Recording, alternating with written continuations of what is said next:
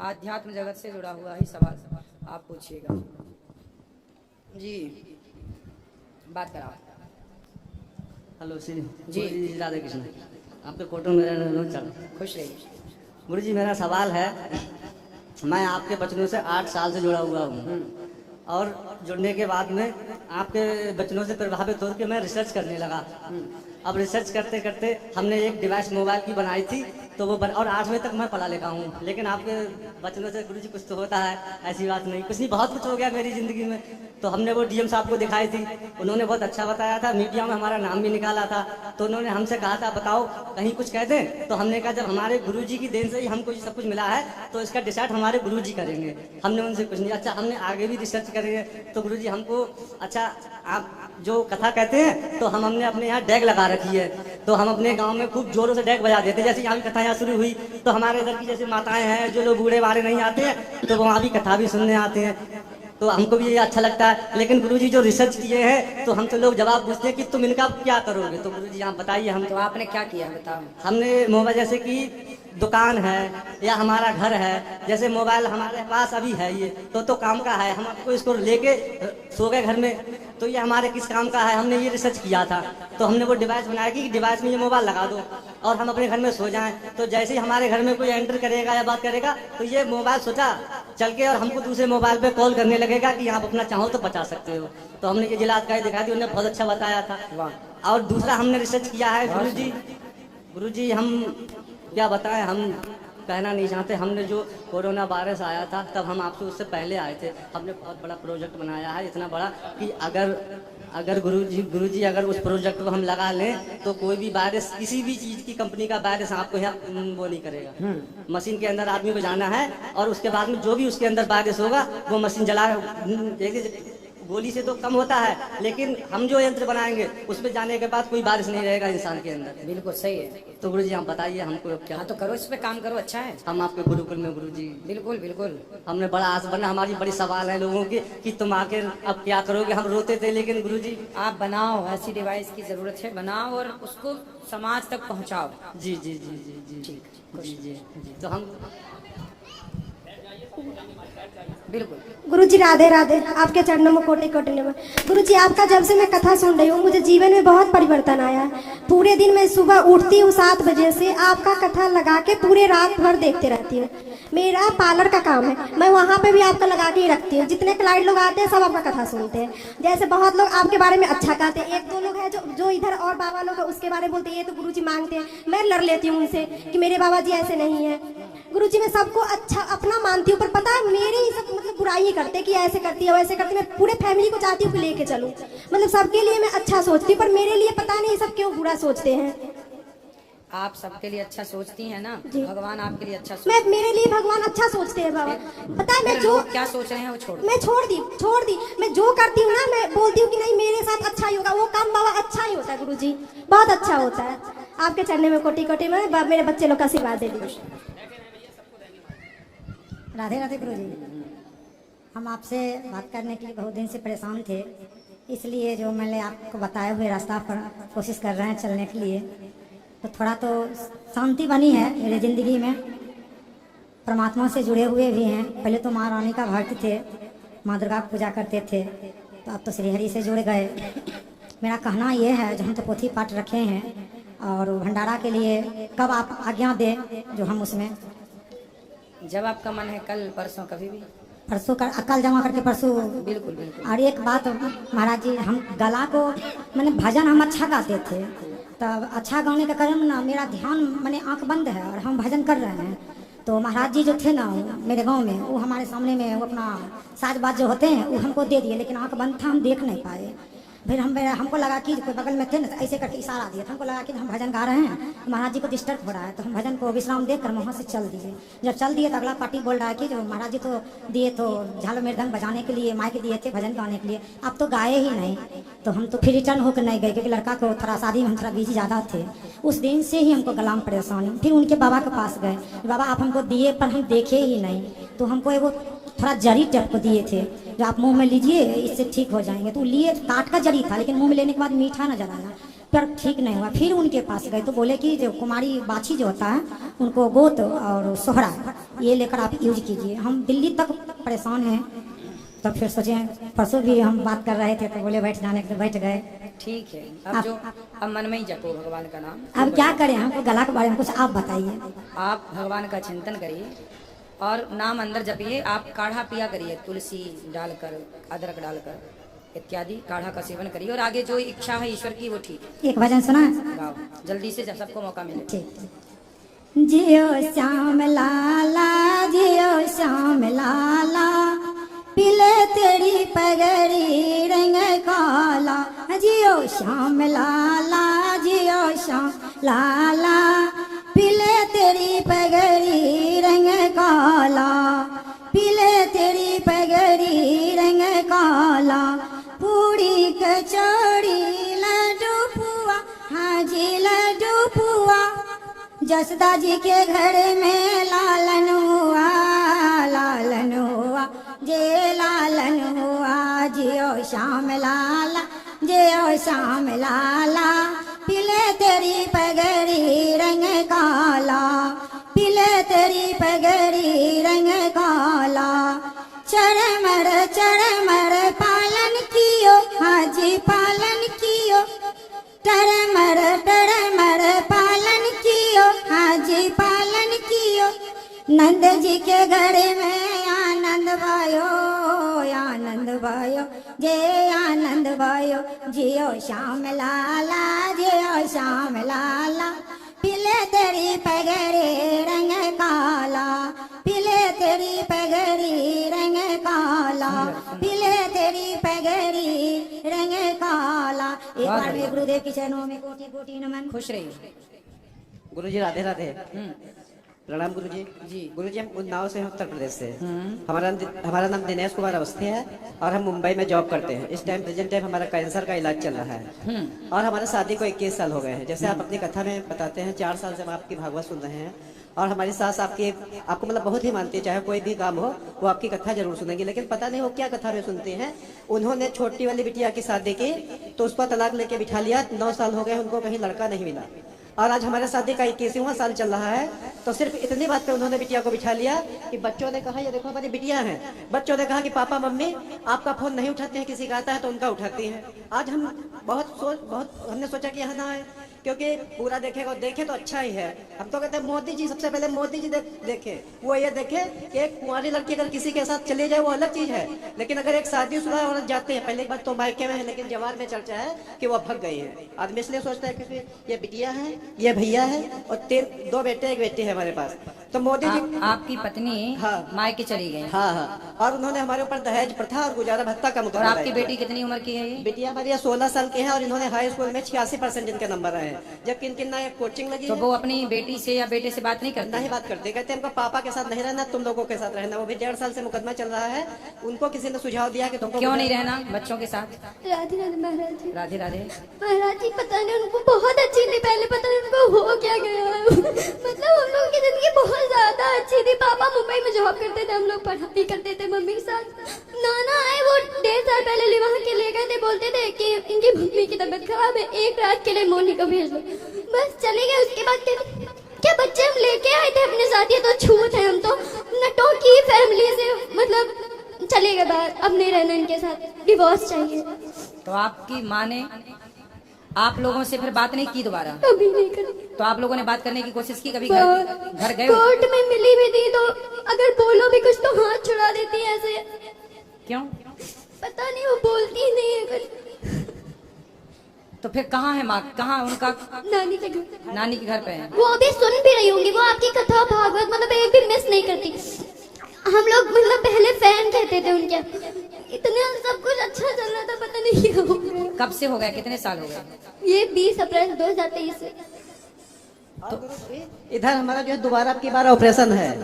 पहली बार चलो आपका दर्शन हुआ और एक देवकीनंदन जी उनका भी दर्शन हुआ, या 3 बच्चों का भाग्य है, मरना तो एक दिन है ही, ठीक है। लेकिन अगर बाई चांस हमारी ऑपरेशन के दौरान मौत हो तो इन सबको फांसी की सजा हो, फांसी की सजा हो। किसको? इनको ससुराल वालों को, क्योंकि अगर इनको कहीं जाना है तो अपना जाए। तो आपकी ससुराल वालों ने आपकी पत्नी को भड़का दिया?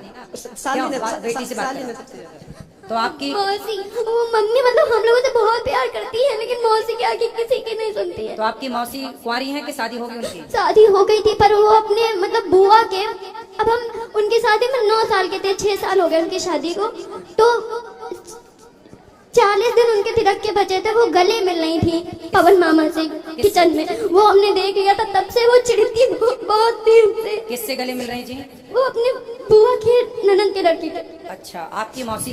जी, तभी से वो बहुत चिढ़ते थे। अरे हम 3 भाई बहन हैं, आप ही बताइए कि अच्छा, देखिए 3 हैं हम लोग। उसी चिढ़ के कारण आपकी मौसी ने आपका घर बिगाड़ दिया। मतलब आपकी और माँ को कहीं आपसे भी छीन जाते लिया। थे तो वो मतलब बहुत छोटी थी अपनी मम्मी के जैसी, हम अपने मम्मी पापा के जैसे हैं, तो कहती थी हमारे साथ मत जाया करो, हमको बहुत शर्म आती है, तुम इतनी लंबी चौड़ी। अब कोई क्या कर सकता है उसमें। तो आपकी माँ को ये बात समझ में नहीं आई कि आपकी जो बहन है, अर्थात आपकी जो मौसी है, आपकी माँ की जो बहन है, वो उन्हें भड़का रही है? बस वही तो चीज। तो और नाना नानी नहीं समझा रहे हैं आपके? नाना नानी तो खुद साथ है, किसके? मम्मी और मौसी। कहती हाँ हमारी बिटिया माँ घर तक ही है। घर तक है। तो आपके पापा में क्या ऐसी कमी थी? क्या लड़ाई करते थे? पापा लड़ाई नहीं पापा तो मुंबई में जॉब करते थे, मम्मी घर में रहती थी, सब अच्छा चल रहा था, पता नहीं क्या हो गया। आपका भाई कहाँ है? बात करो भाई से। बेटा जाओ बात करो, वहीं जाओ पास। गुरुजी राधे राधे। वहीं जाओ पास, माँ बहन के पास। बताओ, तुम्हारी माँ कहाँ चली गई? नानी के घर में है। तुमसे कभी बात नहीं करती? नहीं, क्यों? पता नहीं। ये छोटा बच्चा भी है। इसका बर्थडे था उसी दिन 20 अप्रैल को जब गई थी। तो बेटा आपकी माँ आपके पास से चली गई, जब आप लोग जाते हो कभी नानी के घर तो मिलती नहीं है? कहते तो भगा दिया था एक बार। आप गए थे तो भगा दिया था। आपसे बात करा छोटू, क्या नाम है आपका? आदित्य। तो आपकी माँ आपसे बात नहीं करती? नहीं मिलती नहीं है आपकी माँ? नहीं, क्यों नहीं मिलती? कहाँ चली गई आपकी माँ? नानी के तो नानी के घर से आप लाने की कोशिश नहीं किए? करते हैं पर वो आती ही नहीं, कहती कि हम अब हम नहीं रहेंगे। तो वो किसके साथ रहना चाहती हैं? पता है। इन लोगों से कहते हैं देखो किस तरह की जालिम दुनिया है। गुरुजी, देखो, सारा रिश्ता बस फेसबुक व्हाट्सएप से खराब हुआ है। इनसे देखो, इनसे ये छोटा बच्चा, ये बड़ा बच्चा, ये बेटी, ये पति, एक पूरा हंसता खेलता घर उजाड़ के इन बच्चों की माँ चली गई कहाँ? अपने माँ बाप के घर। और धिक्कार है इनके माता पिता को जो अपनी बेटी को रखे हैं और उस माँ के ये बच्चे 3 यहाँ तड़प रहे हैं। अरे कहते हैं ना, तोड़ना बहुत बड़ा पाप है और जोड़ना बहुत बड़ा पुण्य है। इनकी सास मतलब इन बच्चों की नानी का धर्म क्या था कि वो अपनी बेटी को समझाती कि बेटा जाओ, तुम अपना परिवार देखो, अपने पति और अपने बच्चों के साथ रहो। ये कैसी माँ निकली कि अपनी बेटी को अपने बच्चों से अलग कर रही है? कैसी नानी और कैसी माँ है ये?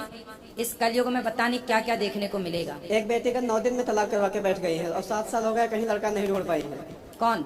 हमारी सास जो साली है। तो आपकी सास ना नरकगामी बनेगी, क्योंकि बताओ, एक आपकी भी कोई गलती नहीं थी। और जो मौसी सास के लड़के हैं वो जज के पास। चलो पति की यदि गलती होती, यही सब कह रहे हैं। यदि पति की गलती होती तो ये बच्चों को थोड़ी छोड़ा जाता।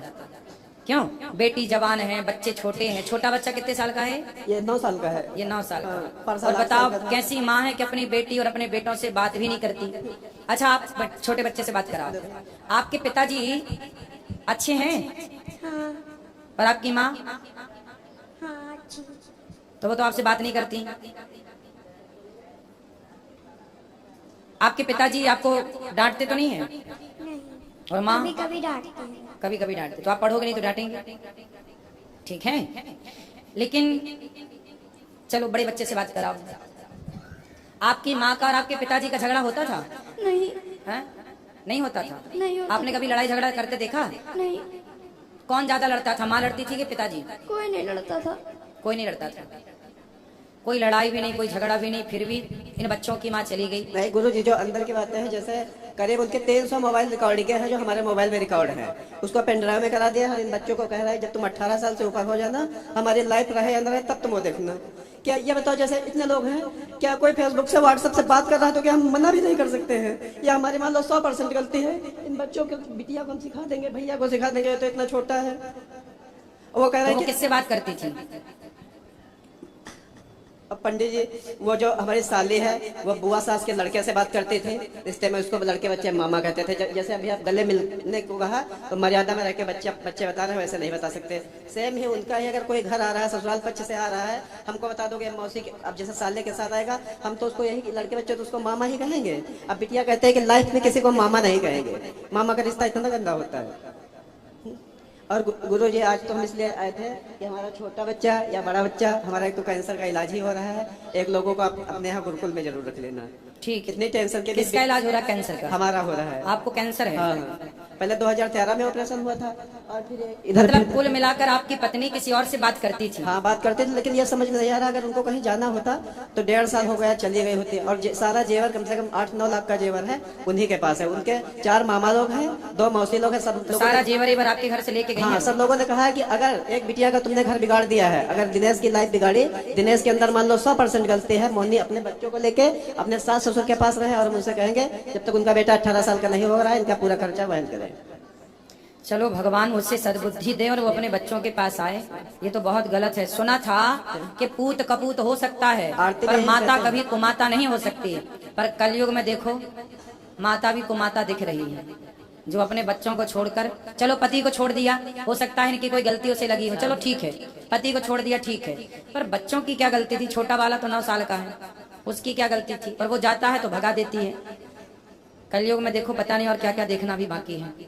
चलो भगवान उससे सद्बुद्धि दें और आपका घर बस जाए, हम तो यही प्रार्थना करेंगे। आप बच्ची से बात करा, बेटी से। क्या नाम है आपका? आराध्या। तो आराध्या, आपकी माँ किसी से बात करती थी, आपको पता था? जी। किससे बात करती थी? हिमांशु। हिमांशु? कौन है ये हिमांशु? गुप्ता। हिमांशु गुप्ता कहाँ के हैं? पूर्वा का। पूर्वा का? जी। वो 2023 में किसी और को लेके भाग गए थे।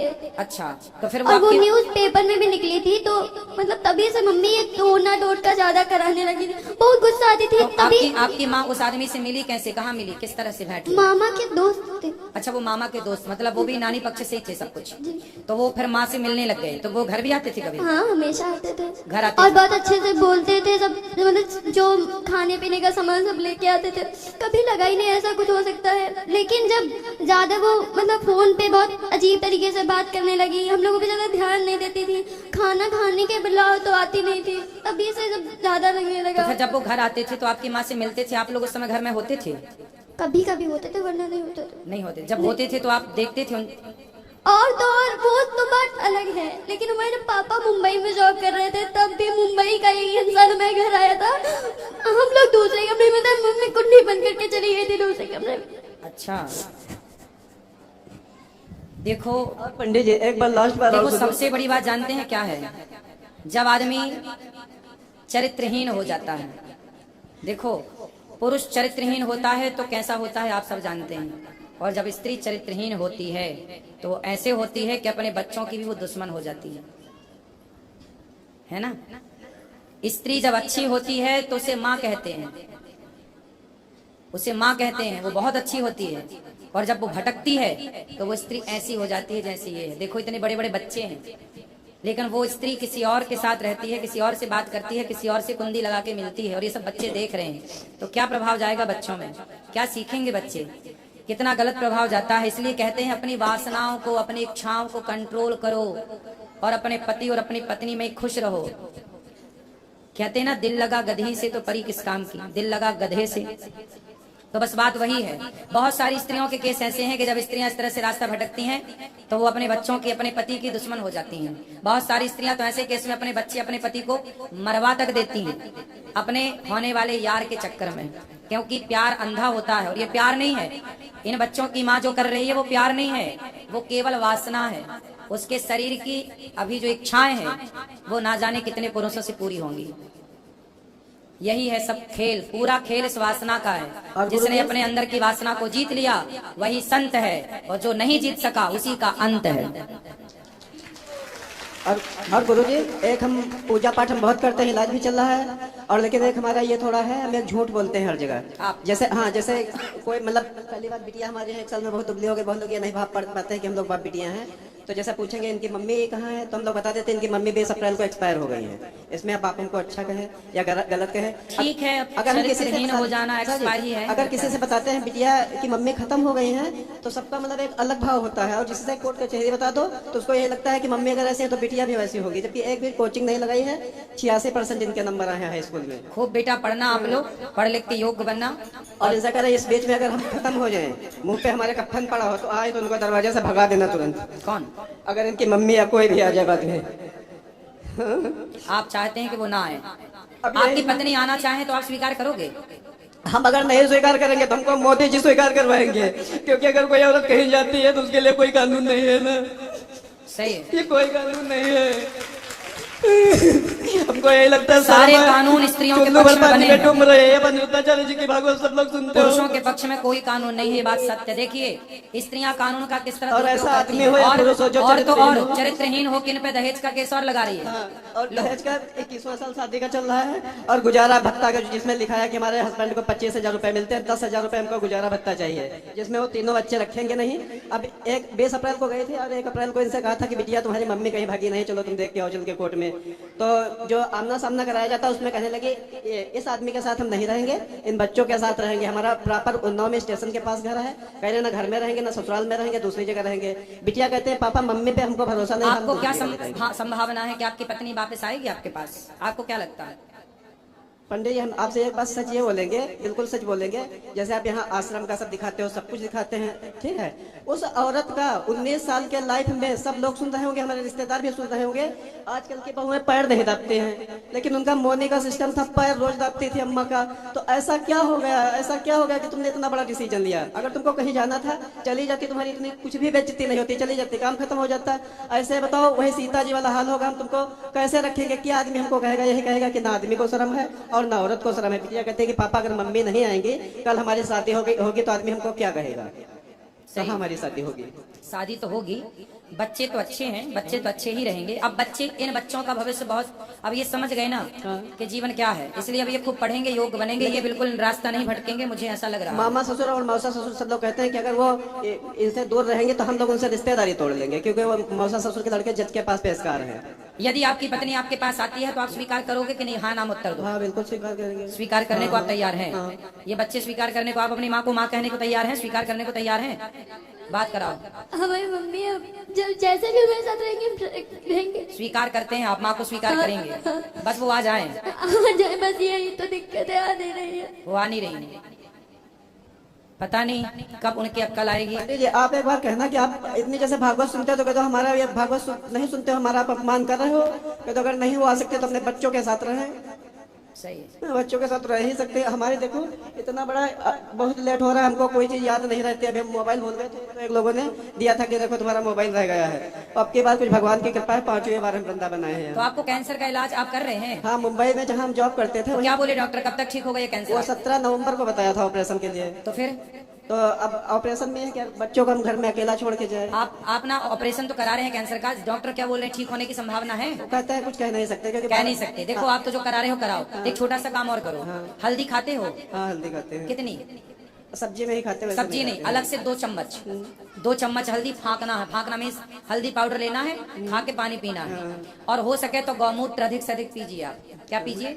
गौमूत्र। गौमूत्र पीजिए। और आप हल्दी 2 चम्मच खाइए, अधिक से अधिक हल्दी खाइए कच्ची, ठीक है?